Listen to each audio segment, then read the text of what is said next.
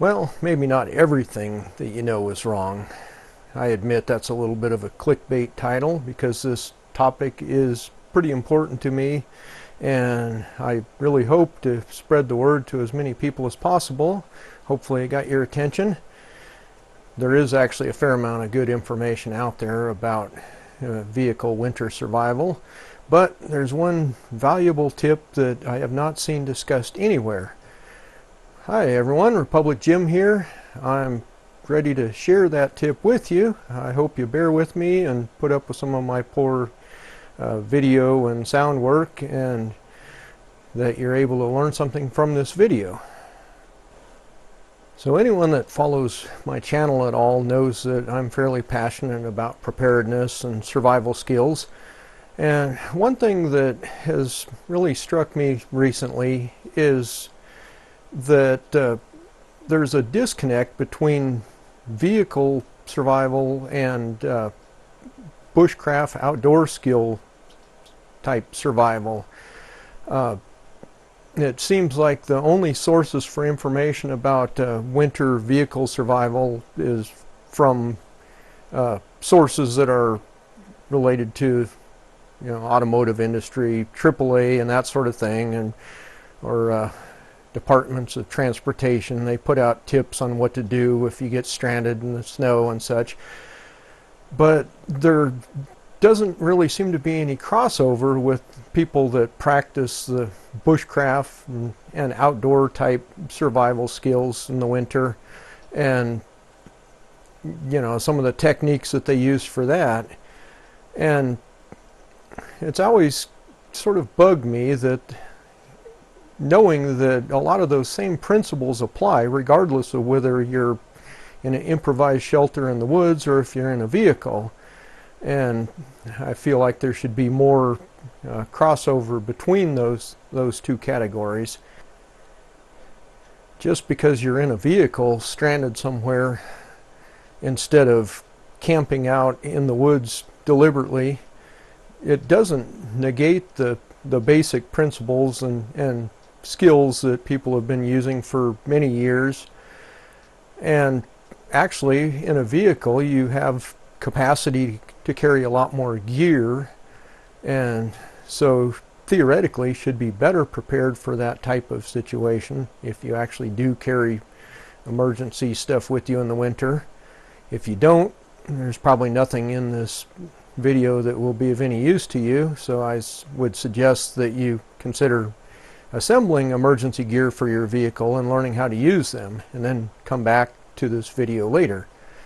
But for those who do carry that sort of thing in their vehicles and know how to do basic skills, why not take advantage of it if you happen to be in a situation where you get stranded out away from civilization with your vehicle, and it's cold and you need to do something for an extended period of time to stay warm and survive. So that's where this technique comes in. So unfortunately, what I've seen over and over in many searches that I've done when it comes to discussions on vehicle survival is they recommend running your vehicle for a certain amount of time every hour with the heater on, just enough to warm the car up, and then shut it off to save gas, and just hunker down and just try to stay warm inside the vehicle. And that's all great. It's good advice if you're able to do that. But virtually none of the things that I've read or videos I've watched discuss the possibility of a breakdown where your vehicle won't run, or if you're out of gas, or say it's extremely cold, your radiator freezes up and your car overheats, you can't run it, you have no heater. What do you do in those situations? The few sources that I've seen that have addressed that all recommend that you just use blankets and upholstery or whatever items you have in your car to use to act as insulation. Just kind of make a nest and bundle all up and try to conserve as much heat as possible that way. But that would work okay for short term. A vehicle does hold a decent amount of heat in for an extended period of time, but it will gradually cool off. And there's no way that a person just in a blanket or newspaper or whatever is going to be able to maintain a lot of warmth for a really extended period of time. If we're looking at a situation where you're out in a remote area, wilderness or national forest or whatever, away from anywhere, and the weather's bad, and so nobody's driving those mountain roads, it could be 2 or 3 days, and then the question arises, how do you manage to maintain heat just doing that nesting thing, and are you going to be able to avoid hypothermia for that amount of time?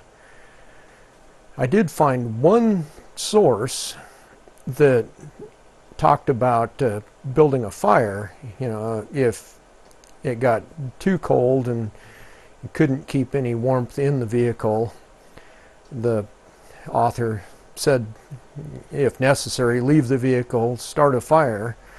But then his suggestion was to open up the back hatch to let the heat in, which is entirely wrong, because you'll get a little bit of heat that comes in and feels good on you while you're sitting there, but there's no way to actually contain that heat, and it's just going to all go right back out of the vehicle. So that part doesn't really work at all. And again, that it really demonstrates the disconnect with the outdoor bushcraft type survival skills. So in answer to that problem of how exactly a fire would work to help out, I started thinking about the concept of the bushcraft super shelter. I've talked about that on a couple of my videos. There's lots of other sources out there. One really good example would be Far North Bushcraft and Survival. Lonnie talks about a small portable super shelter and demonstrates that very well. Just a very simple setup with a clear plastic front and a reflective tarp angled back. And the basic idea is that the nearby fire radiates heat that comes through the clear plastic front and then bounces off the reflective tarp on the back, which angles it down, and then when it hits things inside, when that radiant heat comes in contact with anything like the ground or whatever inside that shelter, then it gets changed to convection and conductive heat, which then is not able to escape back out through the clear plastic. Radiant heat goes through the plastic easily, but then once it gets changed to a different waveform, then it gets trapped in there until it gradually loses heat from the shelter through the regular way that heat escapes. But you can trap a great deal of radiant heat inside a really lightweight super shelter and get it comfortably warm as long as you have a good fire. So I got considering that concept and thought, what exactly is a stranded vehicle that's unable to run? Essentially, it's a big semi-insulated metal box with big sections of glass. So really what it ends up being is a kind of a modified version of a super shelter if you have an outside heat source. And with that thought, that was where I originated the idea of the vehicle super shelter, which I'll just refer to as a VSS for short, and get into that the basic idea momentarily here. So for the VSS, what you need is a decent amount of glass and an angled reflector inside to catch that radiant heat and give it a chance to be transferred to conductive or convection heat inside the vehicle. You have to have a good fire on the outside, relatively close. You know, obviously, the more glass that you have, the more effective it will be at letting radiant heat in. And if that glass happens to be vertical and clear, so much the better. It's not going to be as effective if you have sloped or rounded glass, or if it's got dark tint or something. And I will say that if you have any kind of film on it to prevent UV light getting in, you know, something to prevent it from heating up too much in the sun, that will pretty much nullify the idea of the VSS. But for standard vehicle, anybody that has experienced how hot it can get on a summer day sitting in the sun with the windows closed, it's the same general principle. It's that radiant heat is coming through, getting trapped inside and heating it up. So, you know, you just need to be able to have the equipment to gather some firewood and process it and get a fire going, which does take some skill. Obviously, you don't want to go out in a blizzard to try and do that, so if you get stranded in that kind of scenario, you would need to wait until there was visibility and the wind wasn't blasting you to safely get out. So in the meantime, you could nest with the blankets or insulation and such, but as soon as it cleared enough to safely go out and gather wood, and as long as there's reasonable fuel nearby, national forest or somewhere, you know, go out, gather the wood, get a good fire going, and get that angled reflective tarp on the inside of the vehicle. You know, you can start warming it up fairly quickly. I mean, it doesn't warm up nearly as dramatically quickly as like a lightweight super shelter, because the doors, you know, the bottom half of the vehicle is metal instead of glass, so you have less area there to transmit that radiant heat through, and you have a little more area inside the vehicle. But in a relative manner, especially if you already had the vehicle warm to start with, then when it broke down, then if you're able to get that fire going, you can maintain that temperature in there and start warming it up, and it will just continue to warm up for a while as long as you keep the fire stoked up. And then you can, if you're carrying other emergency gear like blankets or sleeping bags or whatever, then you can fold down seats or whatever it takes to lay down in there and get comfortable, and just periodically get out, quickly shut the door so you keep that heat trapped inside, and tend to the fire, and then get back in there and get warmed up. And so I realize I probably haven't done the best job of explaining this, but I'm going to insert some video footage from when I did an overnight camp out on my property, just to test the proof of concept and make sure that it did in fact work. And you know, some of the audio from that footage is pretty low and muffled and a little hard to follow, and I apologize for that, but I think you can follow along, get the basic idea of what I did and see how it worked. And even though I didn't really build up the fire a whole lot and just let it die down overnight, it was still enough to keep the car relatively comfortable. So even if it had been a much colder night, I could have put a little more effort into tending the fire and certainly kept the inside of my Jeep at a comfortable level. So with that said, I'll just switch to the footage from that, and then stick with me on that, and when I'm done showing that, then I just come back and with a final wrap up and some final thoughts and tips on the VSS. Well, I'm out here on scene for my vehicle super shelter proof of concept video.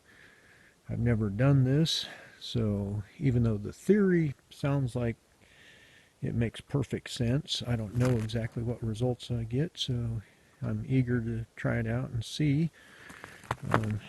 Got everything open on the Jeep, letting it get nice and cold inside, and this is just to simulate like breaking down in the middle of nowhere. I did come up here a couple weeks ago and gather up some wood for a fire, which in this case will be a Siberian log fire. But we've got a little bit of snow, fairly wet snow since then, and everything's been soaked, so it'll be interesting getting that cleared off and burning. But of course I've got stuff in my rig. I'm not going to be wasting any effort trying to do like tinder bundle and ferro rod and all that sort of thing. I'm just going to use a propane torch and paper and get this thing going quickly, because that's not the point of the video. It's to test out the concept. So right now looks like it's just a hair over 30, maybe 31. And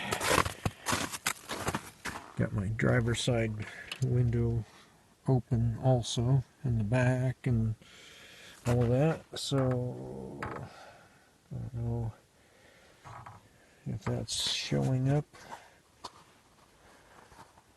I think I'm blowing it all out with the light, but looks like it's currently about 33 or 34 inside.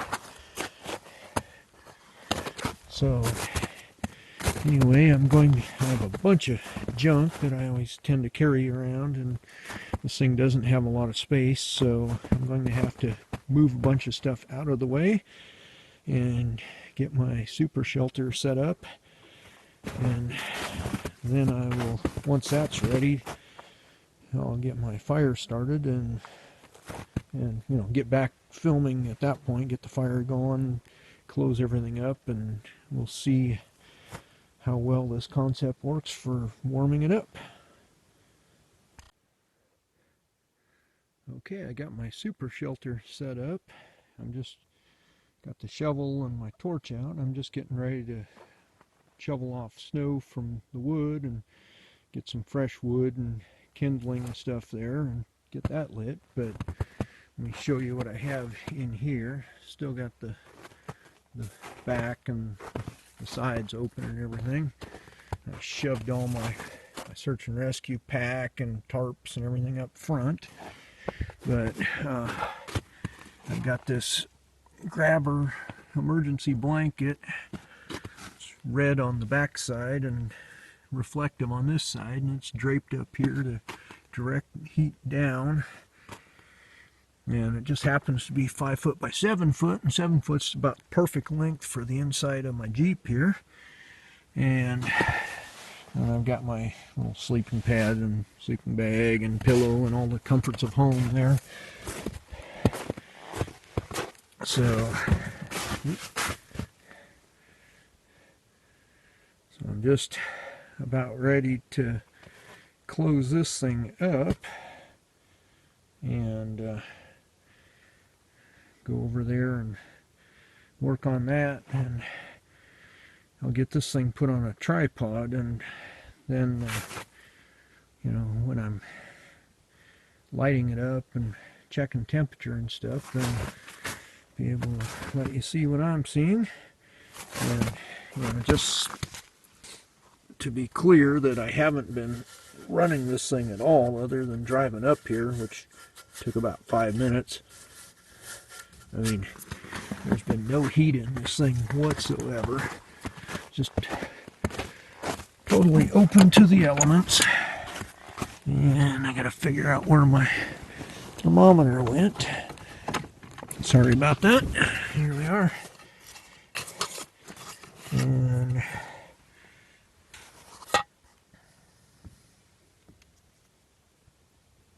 there we go.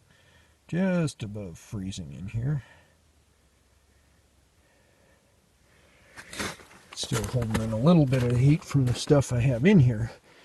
But at any rate, I'm going to go close up the other door over there and close these up and get this thing on a tripod, and then I'll light up the fire and start monitoring temperature. So it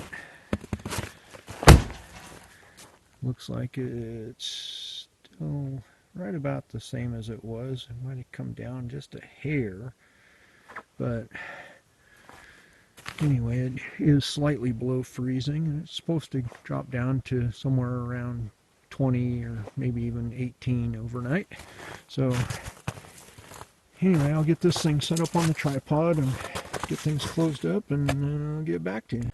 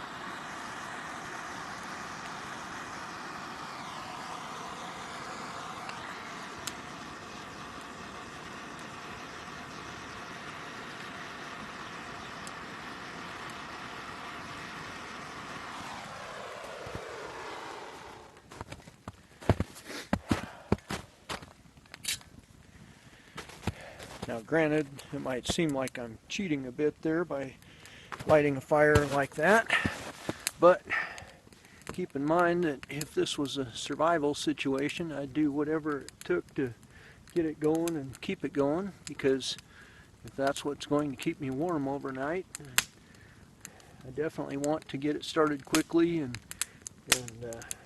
have it burning strong. So, you know, I have some dry wood here that I'd gathered already, so that makes it a little easier.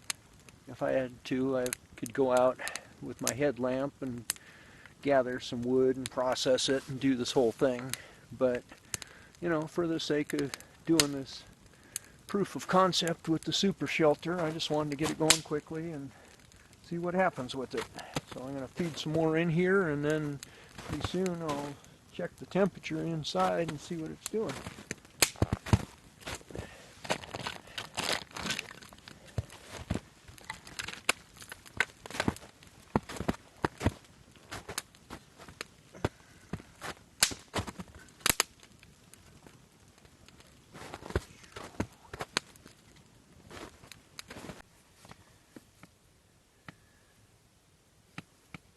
Well, so far the temperature has climbed up to, I don't know, 44, almost 45.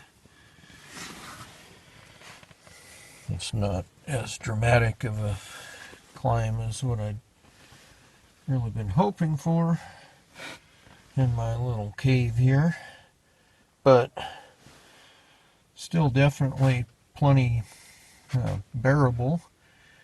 I'm sure it's cooling off a little bit outside, and it just is slowly getting warmer inside.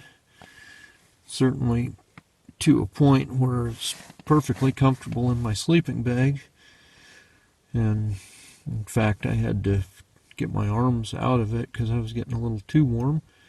So anybody that is carrying any kind of emergency gear, like a sleeping bag or a blanket or something in their car, would be able to warm it up to where it's certainly bearable, even if it was a fair amount colder outside.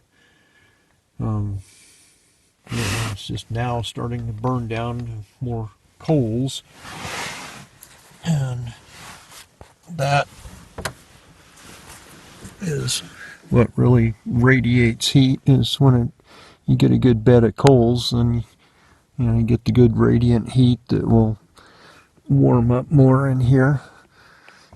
But at any rate, I'm going to let it burn for a while more before I go out there and try to stoke it up at all. But see how much more it warms up in here. Like I said, it's not warming up as quickly as like my little portable super shelter does, but then that's so lightweight and everything that it doesn't hold the heat in, and then it tends to cool off pretty quickly too. As soon as the fire dies down at all, it loses its heat, and then I have to constantly get up and stoke up the fire. Whereas I have a feeling that this will do a better job of holding the heat in and cool off much more gradually. So we'll see how that works out. But right now I'm going to turn off the camera again and try to get some rest. Okay, it's a few minutes after 7 now, and as you can see, I've got the fire going nicely. Didn't take much, and I'm just breaking off branches and down stuff on the ground. Some of that stuff over underneath the tree there.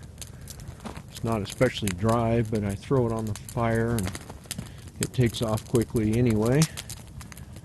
So, if I had done more of this last night before getting into the Jeep, I certainly could have kept the fire going and really producing heat much longer than I did. Because, it's just this type of stuff I'm breaking up, and just small little branches and junk, and then throwing that on my log fire and definitely generating some heat. It's right at just a hair under 31 degrees now, and it's hard to see there, but it's currently probably 41, almost 42 inside. And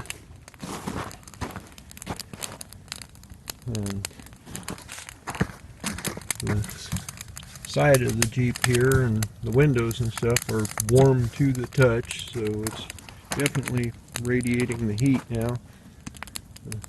41 degrees inside might not sound like much, but keep in mind that last night when I first closed the windows and doors and started my fire, it was 34 degrees in there, and after the entire night and then getting the fire going, it's already up over 40.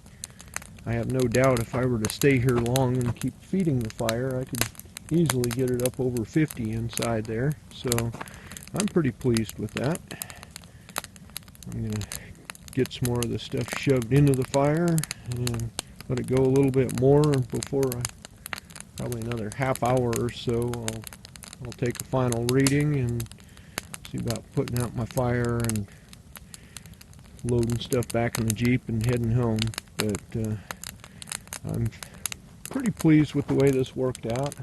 I found a couple of things I could do better, and of course I need to fix that inside handle on the door so I can get in and out easier, and that would sure be conducive to maintaining the fire. But anyway, it's been a good night and a pretty good proof of concept on the vehicle super shelter. I'll check back in a little while.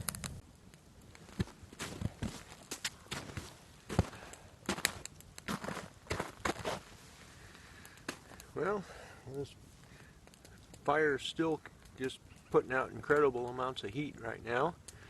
One of the beauties of a Siberian log fire is that once you get those, the bottom base log there going, and then these top logs here, once they're going well, really all you need to do is put small stuff on at the base there just to keep the fire going and, you know, keep those burning well.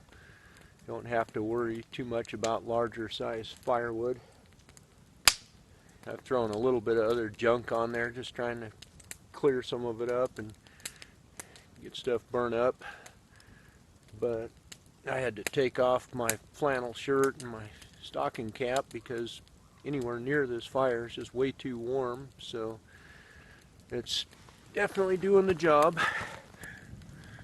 Final reading looks like it's up to probably 45, maybe 46.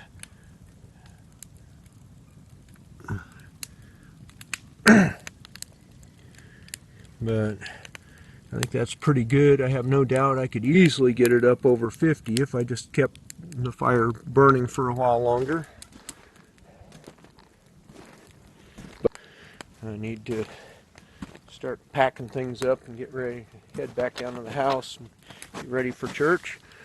But I'd say that demonstrates pretty well that it is possible to heat up the inside of a vehicle with the fire on the outside. In fact, I probably could have had that a fair amount closer, another 2 to 3 feet closer to the car. I was being overly cautious, but honestly, I don't think it would be any danger at all to do it a little closer. So, and that would probably make it a little more effective as far as transmitting the radiant heat also. But I have to say that the concept does work. It takes a little bit longer to warm up and doesn't make it as warm as what I'd originally thought it might, but it still definitely does the job, certainly enough to keep a car warm enough for somebody to survive in, even in some pretty extreme temperatures. Just based on this, I think even if it was down around 0, I could probably heat up the inside of the car. You know, definitely do a lot more work to tend the fire during the night, but you know, I think I could get it up to 30 or 40 degrees even if it was extreme cold outside. So, you know, then with a sleeping bag or blankets or whatever, that's certainly survivable and even moderately comfortable. So that would work out quite well. Anyways, I need to wrap it up and get my stuff put away.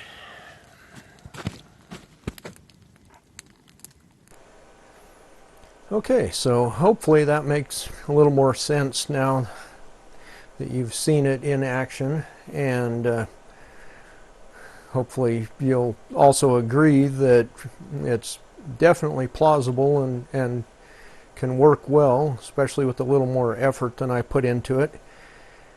Just a few tips on making it more effective. Obviously is going to work best if you do it broadside to the vehicle like I did, where you have the maximum amount of windows with the fire pointed towards it. In a pinch, you could do it in the back, especially if you have a vertical hatch or barn doors or whatever, or if you have a station wagon. It wouldn't be as effective at all with the sedan that just had a small rear window, and I think trying to do it in the front through the windshield would be really ineffective, but it might still be better than no heat source at all. So in a real pinch you could try that, but like I say, ideally you want it broadside to the vehicle, and preferably some form of long fire. You could do just a traditional teepee type campfire, but you're not going to get quite as good of a spread of heat that way. Any kind of long fire that spans a good length of the windows will give you much better results.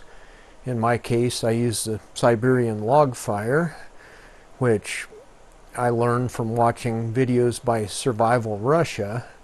Lars was the first one I ever saw on YouTube teaching that technique, and then Lonnie at Far North Bushcraft and Survival has also done a good video on that. I've used it in a couple of my camp out videos. It's a very effective method, but if you don't want to mess with that, there's just traditional long fires with a couple of logs and that sort of thing. But any sort of setup like that will give you a pretty good amount of radiant heat all along the length of the vehicle. And I would also recommend doing it a little closer than what I did. I was nearly 10 feet away from the fire, and I'm pretty sure I could have gotten a lot better heat transfer if I'd been, say, like around 6 or 7 feet away. I don't think at that point it's any danger of charring the side of the vehicle or anything. It's not going to cause any hazards. I was just overly cautious. Next time I do it, I will certainly park closer, and I'm not worried about damaging my vehicle. But in a real emergency survival situation, if you don't think you're going to be found by anybody for several days, even if you peel the paint off the side of your car, it's better than freezing to death. So do what you have to do to survive. You don't want it close enough that you have to worry about setting your gas tank on fire, but you'd have to be awful close for that to be a problem. Otherwise, several feet away is still going to be safe enough. As far as attaching the reflective tarp up to the roof of the vehicle, I was able to wedge it in a couple spots around the trim and used bungee cords to attach it to the visor and to the back, the tailgate and stuff. But do what you have to do to get it attached, whether it's using duct tape or cutting slits in the headliner and using toggles to hold it up there in place or whatever. Because again, if it's an emergency and you're trying to survive, a little damage to your headliner or trim pieces inside the car is really not a big deal. You can worry about that later once you are rescued. But do what you have to do to set it up. Another handy thing you can do is if you have bottles of water, they would end up freezing otherwise, but if you're warming up your vehicle anyway and you have a fire going, you can set them close to the fire to warm them up a bit first, and then once they're warm, put them in the vehicle, and they will also help radiate some extra heat. You can put them in the bottom of a sleeping bag to warm your feet or whatever. Just a little extra warmth there that can be helpful, and then also will keep it thawed out to where you have drinking water, which is a lot more effective than having to melt snow. And just a couple of final tips that could be useful if you're hauling along extra gear or if you're considering what else to carry in your vehicle. I didn't test it out, but I definitely believe that if it was colder, one thing that would have helped out with trapping the heat and insulating would be to take a large tarp and actually drape it over the like the front and the back and the far side of the vehicle. Leave the side towards the fire open, but drape the rest of it with a tarp, which would create an extra layer of insulation, especially if you have a roof rack or anything like that that would hold it up just a little bit off of the metal and create sort of an air pocket there. That would be a good way just to hold in a little bit more warmth if you're looking at possibly long-term stranded scenario where you don't know when help will come and you have that tarp available. Definitely take the time to string it up around the rig and help hold that warmth in every way you can. And also a good sleeping pad makes a big difference.